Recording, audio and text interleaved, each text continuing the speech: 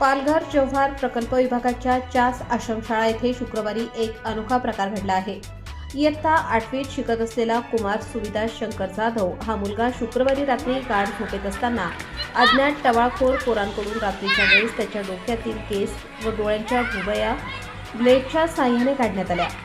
त्यानंतर शाळेत खळबळ उडाली। ही बाब शिक्षकांच्या कानावर येताच त्यांनी या बाबतीत सर्व मुलांना बोलावून सूचना दिल्या।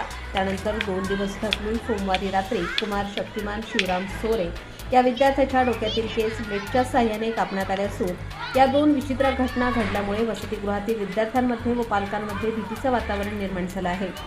मुलं झोपेत असताना अचानक ब्लेड कुठे दुसरीकडे लागली असती तर काहीही विपरीत घडलं असतं, पण हे नेमकं कोण करतंय याचा तपास अजूनही लागलेला नाही।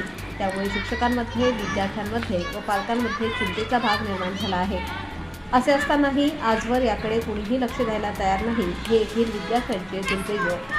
प्रतिनिधी रघुनाथ गांगुर्डे, पालघर जिल्हा।